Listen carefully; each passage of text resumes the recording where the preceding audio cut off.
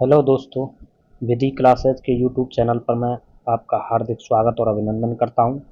मैं आज आपके लिए लेकर आया हूं लॉ के लॉ पोर्शन के इम्पोर्टेंट एमसीक्यू। चलो स्टार्ट करते हैं। पोक्सो एक्ट की धारा 19 के अधीन यदि किसी अपराध किए जाने वाले की रिपोर्ट कराने में कोई बालक विफल रहता है तो उसे कितनी अवधि के कारावास से दंडित किया जाएगा? आपके ऑप्शन हैं 6 माह, 1 साल, 2 माह या कारावास नहीं किया जाएगा। तो इसका सही आंसर आपको बताना है। इसका सही आंसर होगा उसको कारावासित नहीं किया जाएगा। इसका सही आंसर है डी। सही आंसर डी। नेक्स्ट है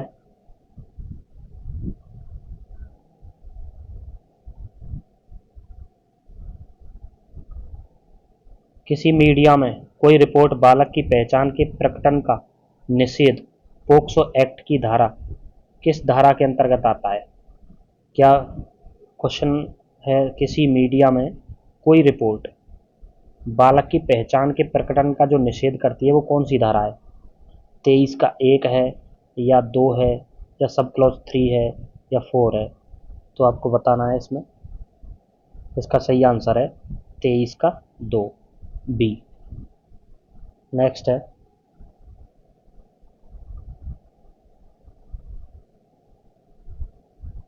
विशेष किशोर पुलिस यूनिट या स्थानीय पुलिस अनावश्यक विलंब के बिना किंतु 24 घंटे की अवधि के भीतर मामले को प्रेषित करेगी। कहाँ पर प्रेषित करेगी ये क्वेश्चन है। बालक कल्याण समिति के, विशेष न्यायालय या फिर बालक कल्याण समिति या विशेष न्यायालय, बालक कल्याण समिति और विशेष न्यायालय। इंपॉर्टेंट क्वेश्चन है, तो इसका आंसर होगा डी, बालक कल्याण समिति और विशेष न्यायालय। दोस्तों इसका ये क्वेश्चन लिया गया है पोक्सो एक्ट की, पोक्सो एक्ट के सेक्शन 19 के सब क्लॉज 6 से। इसका आंसर होगा ये डी। इसमें और शब्द है, या शब्द नहीं है, इसमें और शब्द है, इसलिए ये आंसर सही है। नेक्स्ट है किराया नियंत्रण अधिनियम के अंतर्गत जहां किसी भी क्षेत्र के लिए 2 या 2 से अधिक अपील किराया अधिकरण गठित किए जाएं वहां उनके बीच कार्य का वितरण कौन विनियमित करेगा?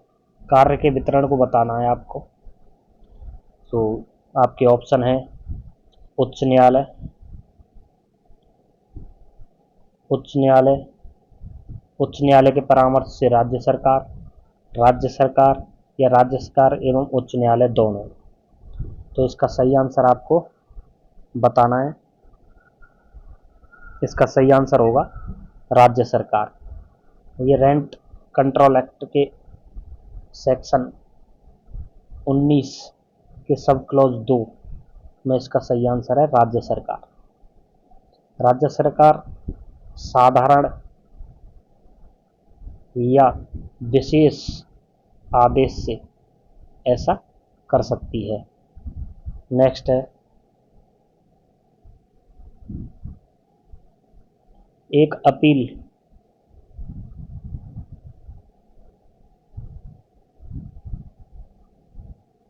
एक अपील किराया अधिकरण के पीठासीन अधिकारी को दूसरे अपील किराया अधिकरण के पीठासीन अधिकारी के कृत्यों का निर्वहन के लिए कौन प्राधिकृत करेगा?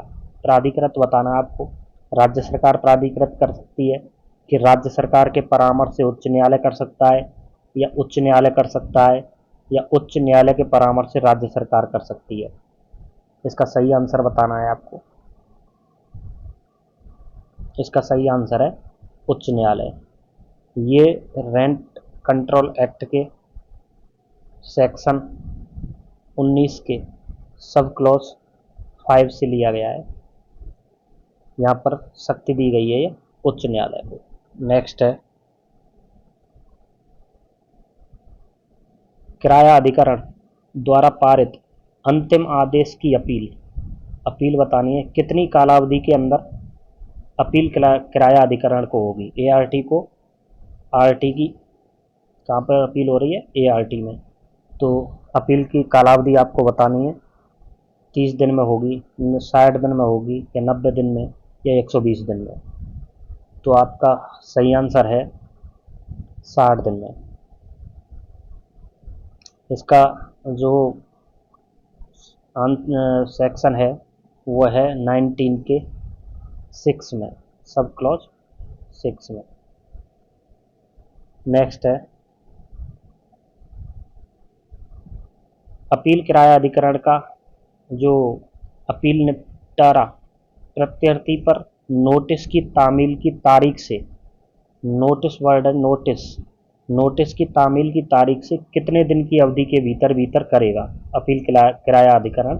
एआरटी जो होता है अपील रेंट ट्रिब्यूनल, वो अपील का निपटारा कितने दिन की अवधि में करेगा, 120 दिन, 150 दिन, 180 दिन, या 240 दिन। तो इसका सही आंसर है 180 दिन। ये सेक्शन लिया गया है 19 के सब क्लॉज 8 से। नेक्स्ट है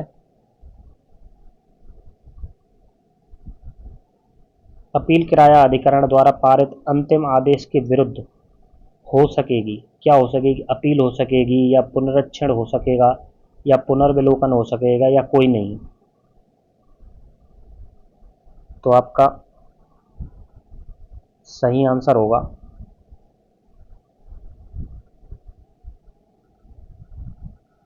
पुनर्विलोकन। ठीक है, सेक्शन 19 के 11 के गा में ये लिख रखा है कि ना तो अपील होगी और ना पुनरीक्षण होगा। लेकिन वहीं बात करें हम इसी सेक्शन की, तो सेक्शन 21 के 3 के ग क्लॉज में ये लिख रखा है कि वो पुनर्विलोकन कर सकता है अपील किराया अधिकरण। नेक्स्ट है यदि किराएदार धारा 16 के अधीन तुरंत कब्जे की पुनः प्राप्ति के प्रमाण पत्र जारी होने की तारीख से 3 माह के भीतर भी परिसर को खाली नहीं करता है तो वह कितने गुने की दर से अंतःकालीन लाभों का संदाय करने का दायी होगा, यह बताना है आपको। 2 गुने की दर से होगा, या 3 गुने की, या 4 गुने की, या 5 गुने की। आपको आंसर बताना है इसका। इसका आंसर होगा 3 गुने की। ये सेक्शन 20 के 3 से लिया गया रेंट कंट्रोल पे। उसमें क्लियर लिखा है कि जो किराएदार धारा 16 के अधीन तुरंत कब्जे की पुनः प्राप्ति के प्रमाण पत्र जारी होने की तारीख से 3 माह के भीतर, आपको कंफ्यूज करने के लिए उसमें ये पहले भी लिखा रहा है कि निवासीय प्रयोजन के लिए 2 गुना और वाणिज्यिक प्रयोजन है उसके लिए 3 गुना, लेकिन ये स्पेशल दे रखा है धारा 16 के लिए। तो यही पूछा है धारा 16 के लिए, तो उसमें 3 गुना है। नेक्स्ट है किराया अधिकरण के अधीन पारित आदेश के निष्पादन का निपटारा विरोधी पक्षकार पर नोटिस की तामील किए जाने की तारीख से कितने दिनों के भीतर करेगा किराया अधिकरण। नॉट एआरटी, ये इसमें यह है आरटी। 60 दिन, 45 दिन, 90 दिन, या 180 दिन। आपको बताना है इसमें। इसका सही आंसर होगा 45 दिन। ये सेक्शन 20 के 4 सब क्लॉज 4 से लिया गया है। नेक्स्ट है किराया अधिकरण किराया नियंत्रण अधिनियम के अंतर्गत पुनः प्राप्ति वसूली प्रमाण पत्र के लिए प्रारूप बताना है। वो कौन सी अनुसूची में दर्शाया जाता है, अनुसूची का में, या खा में, या गा में, या घा में। तो इसका सही आंसर होगा गा। प्रारूप ग में। ये जो प्रारूप का होता है ये होता है किराया अधिकरण के समक्ष अर्जी, किराया अधिकरण के समक्ष अर्जी। और जो सेकंड वाला होता है ये होता है एआरटी के समक्ष अर्जी, एआरटी के समक्ष अर्जी। और ये डी होता है, नया जोड़ा गया है डी, वो किराएदारी करार, किराएदारी करार। ये किराएदारी करार के बारे में बताता है। और जो सी वाला है ये पुनः प्राप्ति के लिए, पुनः प्राप्ति या वसूली प्रमाण पत्र उसके लिए प्रावधान करता है, इसलिए सही आंसर है सी। नेक्स्ट है किराया प्राधिकारी धारा 23 के अधीन आवेदन का निपटारा कितनी कालावधि में करेगा? 90 दिन में, 120 दिन में, 60 दिन में या 150 दिन में? धारा 23 बताना है जो नया जोड़ा है संशोधन से, तो इसकी जो इसका सही आंसर होगा वो सी होगा, 60 दिन में। नेक्स्ट है भूस्वामी द्वारा किराए पर दिए गए परिसर का निरीक्षण, जो निरीक्षण करता है भूस्वामी उसका अधिकार, उसके अधिकार के बारे में पूछ रहे हैं।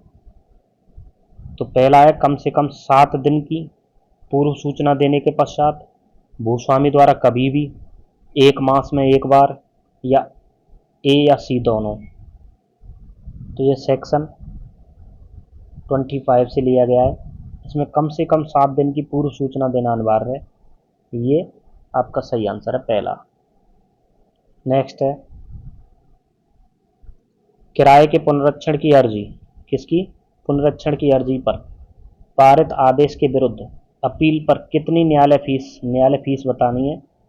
ये सेक्शन 28 से लिया गया है आपका क्वेश्चन। न्यायालय फीस बतानी है, उस पर 100 रुपये लगती है पुनरीक्षण पर, या 200 रुपये या 250 रुपये, या फिर अर्जी प्रस्तुत करने की तारीख से ठीक पहले वर्ष के लिए संदेह किराए की रकम पर। तो इसका सही आंसर है सी, 250 रुपये। नेक्स्ट है डीवी एक्ट के तहत संरक्षण अधिकारी किसके नियंत्रण और पर्यवेक्षणाधीन होगा? राज्य सरकार के होगा, या उच्च न्यायालय के होगा, या संबंधित मजिस्ट्रेट के होगा, या मजिस्ट्रेट और राज्य सरकार के होगा? ये आपका सेक्शन 9 का सब क्लोज 2 डीवी एक्ट से लिया गया है, इसका सही आंसर होगा संबंधित मजिस्ट्रेट, इसके नियंत्रण और पर्यवेक्षणाधीन कार्य करेगा। नेक्स्ट है डीवी एक्ट के अधीन मजिस्ट्रेट को आवेदन कौन कर सकता है?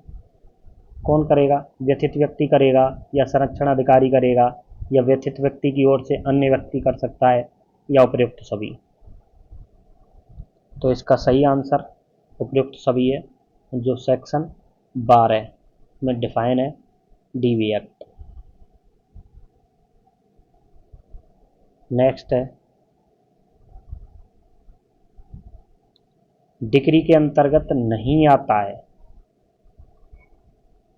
ये आपको बताना है, नहीं आता है न्याय निर्णयन की प्रारूपिक अभिव्यक्ति, वाद पत्र का नामंजूर किया जाना, धारा 144 के भीतर किसी प्रश्न का अवधारण, व्यतिक्रम के लिए खारिज करने का कोई आदेश।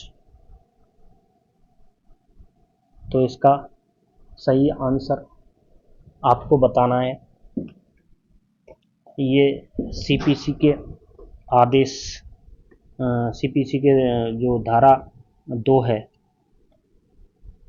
वहाँ से ये क्वेश्चन लिया गया है। सबसे पहले आपको यही बताना है, तो इसका सही आंसर होगा डी, 2 के 2 सीपीसी।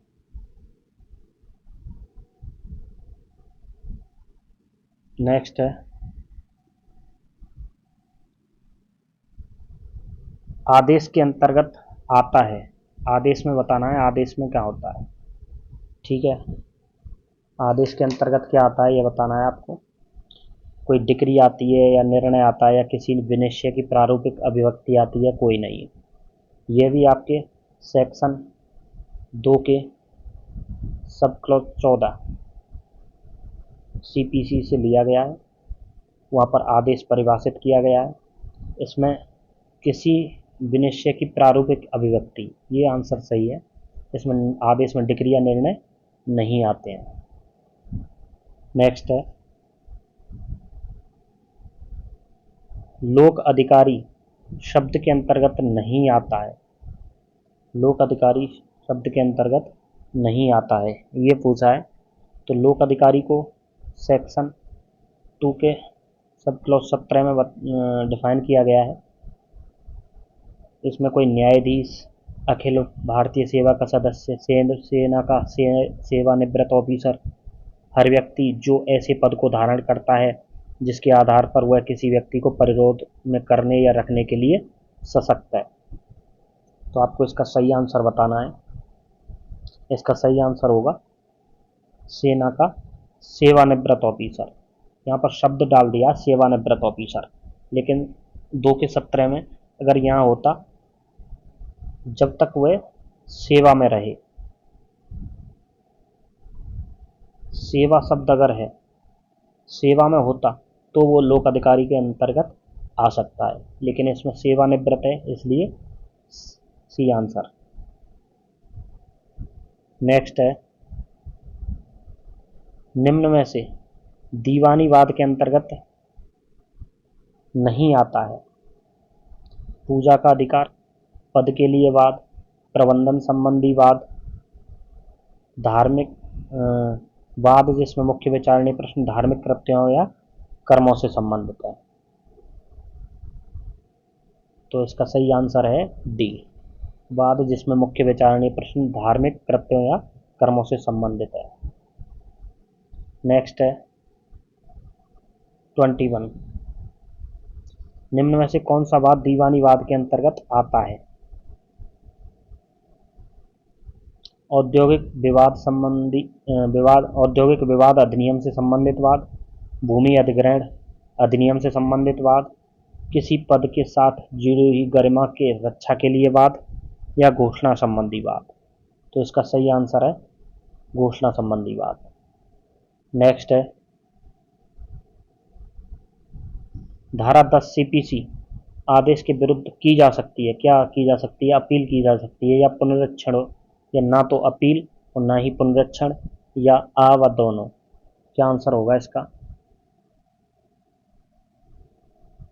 इसका सही आंसर है पुनरीक्षण। केवल पुनरीक्षण हो सकता है इसका, अपील नहीं होगी। नेक्स्ट है 23, प्रांगन्याय सिद्धांत के अंतर्गत नहीं आता है, यह आपको बताना है। प्रांगन्याय सिद्धांत लोकनीति पर आधारित है।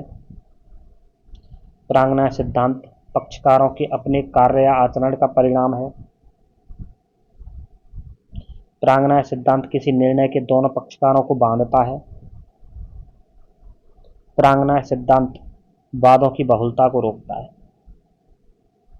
तो इसका सही आंसर होगा बी, प्रांगन्याय सिद्धांत पक्षकारों के अपने कार्य या आचरण का परिणाम है। ये नहीं आता इसमें, ये विबंध होता है। क्या होता है? ये विबंध। नेक्स्ट है,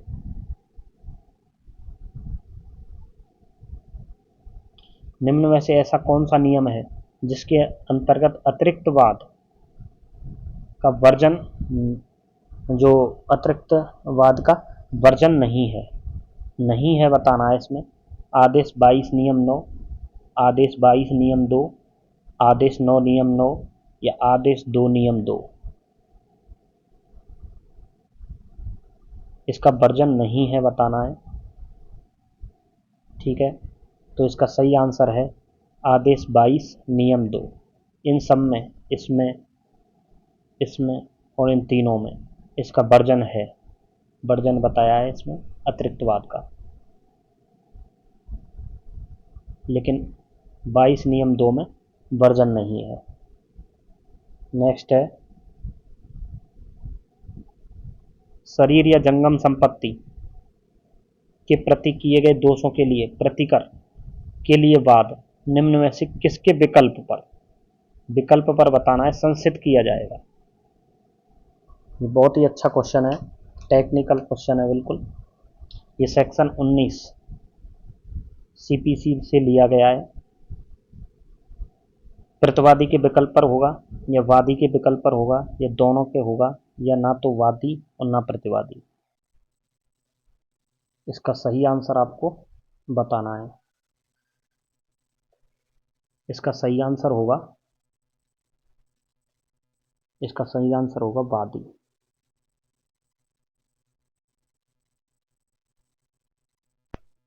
नेक्स्ट क्वेश्चन है,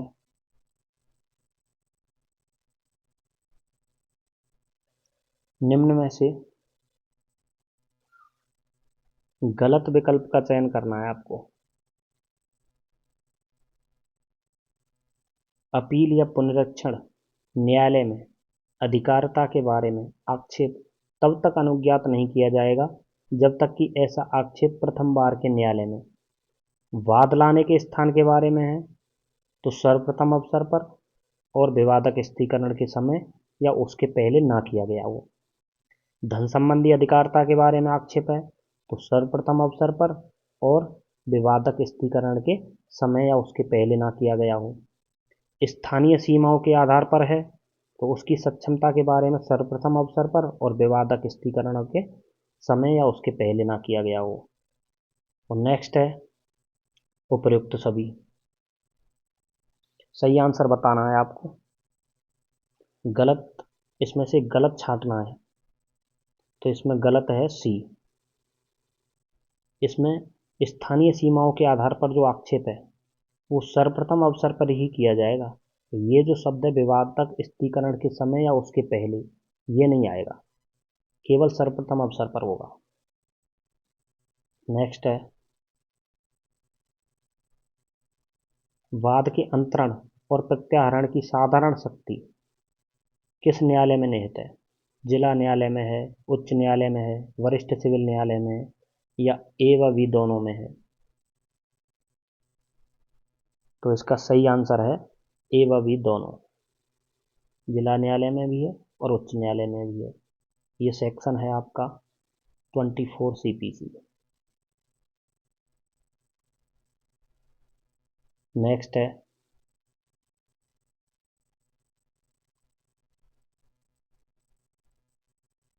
निम्न में से गलत विकल्प का चयन करना है। न्यायालय किसी ऐसे व्यक्ति को जिसके नाम धारा 30 सीपीसी के अधीन सम्मन निकाला गया है हाजिर होने के लिए विवश कर सकेगा और उस प्रयोजन के लिए क्या कर सकेगा, उसकी गिरफ्तारी के लिए वारंट निकाल सकेगा, उसकी संपत्ति को कुर्क और उसका विक्रय कर सकेगा, उसके ऊपर 5,000 रुपये से अधिक का जुर्माना अधिरोपित कर सकेगा या उपसंजाति के लिए प्रतिभूति देने का व्यतिक्रम करने पर उसे सिविल कारागार को सुपुर्द कर सकेगा। तो इसका सही आंसर होगा, गलत विकल्प बताना है आपको। 5,000 रुपये से अधिक नहीं है, ये अनधिक है, यहाँ वर्ड आ गया अनधिक, ये हो गया अनधिक। ये सेक्शन 32 सीपीसी। नेक्स्ट क्वेश्चन है, इस क्वेश्चन में थोड़ा सा करेक्शन है, यह गलत नहीं है, यह सत्य है, सही बताना है आपको। निम्न में से सही विकल्प का चयन करना है। अगर किसी व्यक्ति को न्यायालय में दस्तावेज प्रस्तुत करने के लिए आदेश दिया गया है उसके व्यतिक्रम करने पर न्यायालय आदेश दे सकेगा। कौन सा न्यायालय, मतलब न्यायालय कौन सा आदेश दे सकेगा? उसकी गिरफ्तारी के लिए वारंट, उसकी संपत्ति को कुर्क कर सकेगा, विक्रय कर सकेगा, उसके ऊपर 5,000 रुपये से अधिक का जुर्माना अधिरोपित कर सकेगा या इनमें से कोई नहीं है। तो ये भी सेक्शन 32 से लिया गया है सीपीसी। इसका सही आंसर है डी, इनमें से कोई नहीं। क्योंकि फ्रेंड्स जो दस्तावेज प्रस्तुत करने के लिए ये सभी जो आदेश हैं वो दस्तावेज प्रस्तुत करने के लिए नहीं है। दस्तावेज प्रस्तुत करने में अगर कोई व्यक्ति विफल हो रहा है, व्यतिक्रम कर रहा है, तो उसके लिए ऐसा कोई आदेश नहीं दिया जाएगा। ये उसकी उपस्थिति के लिए है केवल। नेक्स्ट है, सीपीसी के अंतर्गत न्यायालय द्वारा खर्चे अधिरोपित किए जाते हैं, अपील में किए जाते हैं, या पुनरीक्षण में किए जाते हैं, या निष्पादन कार्रवाई में किए जाते हैं, या उपयुक्त सभी। किस में किए जाते हैं बताइए। तो इसका सही आंसर है निष्पादन कार्रवाई में। ना तो अपील में किए जाते हैं, ना पुनरीक्षण में। नेक्स्ट है, सीपीसी के अंतर्गत निम्न में से कौन सी शक्ति अंतरित डिक्री के निष्पादन में न्यायालय को प्राप्त नहीं है, ये बताना है आपको। धारा 39 के अधीन किसी अन्य न्यायालय को निष्पादन के लिए डिक्री भेजने की शक्ति। धारा 50 के अधीन मृत निर्णित ऋणी के विधिक प्रतिनिधि के विरुद्ध डिक्री का निष्पादन करने की शक्ति। कुर्क करने का आदेश देने की शक्ति, या डिक्री के अंतरिति की जो प्रेरणा से निष्पादन का आदेश देने की शक्ति। इसमें से ये जो क्वेश्चन है ये सेक्शन 42 से लिया गया है, 42 सीपीसी। इसका सही आंसर होगा डिक्री के अंतरिति की प्रेरणा से निष्पादन का आदेश देने की शक्ति। ये अंतरिति न्यायालय की शक्ति नहीं है। नेक्स्ट है, जब कभी निर्णित ऋणी को किसी डिक्री के निष्पादन में सिविल कारागार में रखा जाता है, कहाँ रखा जाता है, सिविल कारागार में, किसको, निर्णित ऋणी को, तो उसके लिए जीवन निर्वाह भत्ता किसके द्वारा दिया जाएगा, देना बताना है आपको। कौन देगा जीवन निर्वाह भत्ता, किसके द्वारा, राज्य सरकार के द्वारा दिया जाएगा, केंद्रीय सरकार के द्वारा, डिक्रीधारी स्वयं देगा, या निर्वाह भत्ता नहीं दिया जाएगा। इसका सही आंसर है डिक्रीधारी स्वयं द्वारा दिया जाएगा। ये राज्य सरकार नहीं देगी। राज्य सरकार तो उसके क्या करेगी, माप जो माप का अवधारण करेगी, माप अवधारण करेगी ये। नेक्स्ट है, निम्न में से असत्य कथन आपको बताना है। निर्णित ऋणी डिक्री के निष्पादन में किसी भी समय और किसी भी दिन गिरफ्तार किया जा सकेगा। निर्णित ऋणी के जीवन निर्वाह भत्ता के मापमान निर्धारण राज्य सरकार करेगी। न्यायालय धन के समुदाय की डिक्री से भिन्न डिक्री के निष्पादन में स्त्री को गिरफ्तार करने और सिविल कारागार में निरुद्ध करने के लिए आदेश नहीं देगा।